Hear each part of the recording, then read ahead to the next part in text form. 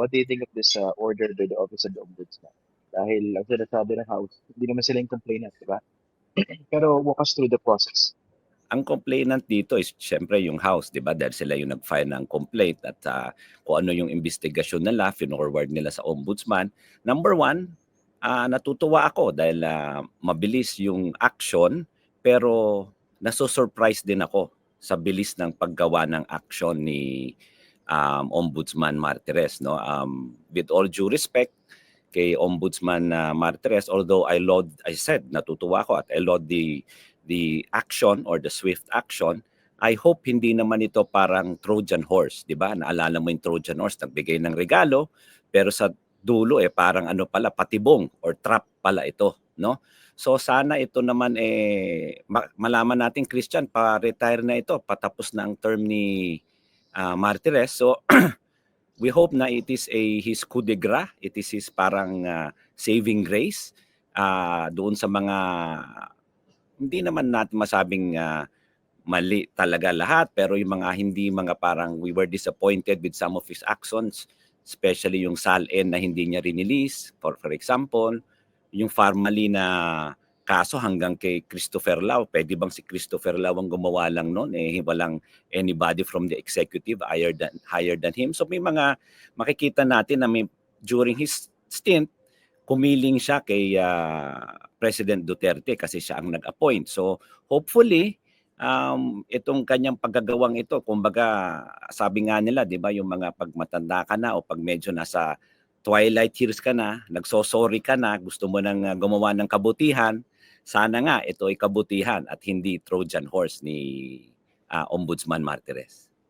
Okay, you mentioned na natutuwa kayo rin sa ginawa ng Office of the Ombudsman pero medyo mabilis. Ano ba dapat yung proseso? Nakasabihin naman kasi ng iba, parang dami if you do, dami if you don't kayo. Hindi naman. Diba? Ano ba dapat yung proseso? Dapat nga imbestigahan nila kasi nga pwede naman nila imbestigahan on its own. Ang maganda dito kasi on the ombudsman, pwede na lang sabihin sa tingin nila yung complaint walang basihan, pwede na lang i-dismiss on its own. So maganda yon in that aspect, in the sense na tinuloy pa niya yung investigasyon, hindi niya dinismiss on its own. Pero ang importante kasi dito, sabi ko nga, pa-retire na si Justice Martires kasi matatapos na yung term niya under the Constitution. Ang importante kasi dito yung investigasyon, at after the complaint, kung ito ipupunta sa Sandigan Bayan, magkakaroon ito ng information na sinasabi. Yung information na yon is the one that controls the conduct of the trial. Sana nga ipaubayan na niya ito sa susunod na ombudsman para yun ang magko-conduct at yun ang kumbaga magkukuha ng tiyempo para sa kaso. Kasi yung investigation na ito can take time at ang isang kinakatakot ko rin dito, baka naman maging complacent yung taong bayan, sabihin, ay may kaso na, ayan na, lalabas na yan dyan sa ombudsman, sa Sandigan Bayan, makalimutan natin yung impeachment. Baka naman it is also a monkey wrench na itinatapon nito ni Ombudsman Martires para hindi matuloy ang impeachment. Alam mo naman, ang pinaka-importante sa lahat talaga is yung maging accountable si Vice President Sara at isang proseso dito, yung impeachment, na matanggal siya at hindi na makapag-serve sa gobyerno dahil sa kanyang mga daming question at hindi maisagot na confidential funds and other issues with her. Although technically and legally, separate tracks naman yan, di ba? Pwede naman siya magsabay, hindi po ba? Pero ang go impeachment process, tapos merong investigation dito sa alleged misuse ng confidential funds. So perhaps you're talking about yung political aspect nito na pwede Yes, mag-distract that's ng mga tao. true, Christian. When I say monkey wrench, that's why I'm asking the civil society, the people, yung taong bayan, na magmatsyag ng mabuti. We stay alert, no? Baka akalain nila yung iba, baka maging kumpiyansa na, ay okay, may kaso na, ganyan. Pero kung iisipin natin, totoo yan, it can go together, pero baka makalimutan natin yung bigger picture. 'Di ba? Ang mas mabilis na tumutuloy ngayon at dapat mauna yung impeachment.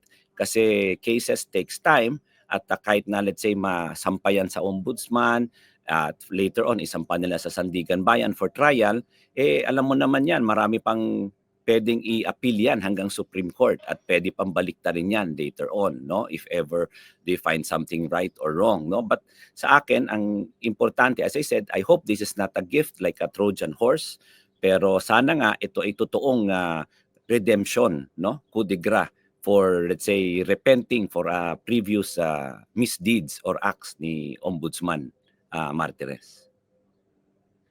Let's talk about the continuity, attorney. So, ngayon sinisimulan niya itong proseso, pero patapos na yung terno na ni Ombudsman Martires.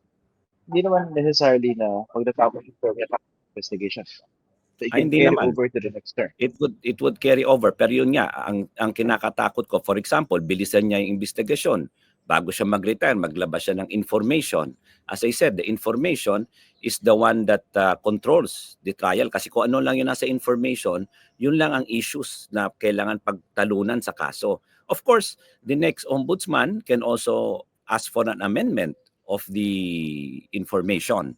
It is also possible. However, syempre, that would need again permission from the Sandigan Bayan. Paano kung di pumayag? Ang sinasabi ko lang, paubayan na niya yung kumbaga yung giya o yung control dun sa susunod na ombudsman para it would give them full leverage on how to conduct the trial. It is good that they started, but sana nga yung continuation na to, paubayan na niya sa susunod na ombudsman.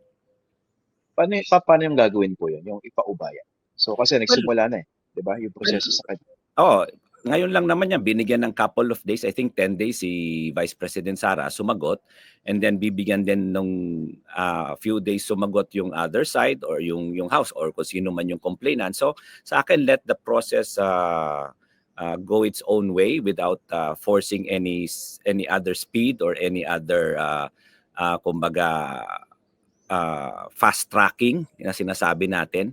Let it go through the usual course, but without unnecessary delays, but also not without unnecessarily fast tracking into the favor of Justice Martires in the hope of saving or being an ally to Duterte. Tapos, attorney, so alam natin yung confidential funds, if I'm not mistaken, yung issue na yan constitutes the second articles of impeachment. Yes, yes, So, yes. what do you think so far of the process happening in the Senate dito Well, sa impeachment proceedings? paalala ko lang, I heard the statement of Senator Enrile at saka ni former Chief Justice Puno. Talagang kahit sila nagtataka sa conduct ni Senator Cheese at ng mga senator judges, no? At yun nga ang sinasabi namin na hindi ka pwedeng maging abogado at judge at the same time. At yung unnecessary delay na ito nakakapagbigay ng kumbaga nakakasira ng kumpiyansa. Kaya sana nga tumuloy na ito at kaya nga tinitingnan namin kung talagang pag-aaralan natin, sabi ko nga, kung titingnan natin vis-a-vis the ombudsman filing, parang ang, kumbaga, parang as I said, it can be a monkey wrench, it can be a Trojan horse, although we welcome it and we applaud the Ombudsman Martires for it, tingnan natin kasi baka gumulo lang ang issue. Kasi lahat ng tao, nakasentro tayo sa impeachment, baka ang sabihin nila, alam mo naman, maraming magugulo dyan, sabihin nila, may kaso na, i-dismiss na natin yung impeachment. As I said, yung mga senador are, sa totoo lang, sad to say, no? Iba dyan, ex-convict. Iba dyan, galing sa circus. Iba dyan, galing hindi naman marunong talaga, committee di silencio, etc., etc. So, baka kung ano na lang iboto nila kasi nga, they can vote as they want. But again, paalala ko sa kanila, parang sinabi na nga ni Senator Enrile at Justice Puno at Justice Carpio na sinabi nga nila na this Constitution is always supreme. They can make their rules, however, the rules should not be in conflict or kontra sa ating Constitution, which always the Supreme Court can look over them. Parang if they have, parang kung umabuso sila sa power nila, kung may grave abuse of discretion, pwede silang kunin because what is supreme is not the Senate but the Constitution. Nga, no? Pwedeng gamitin na dahilan ng mga kaalyado ni Vice President.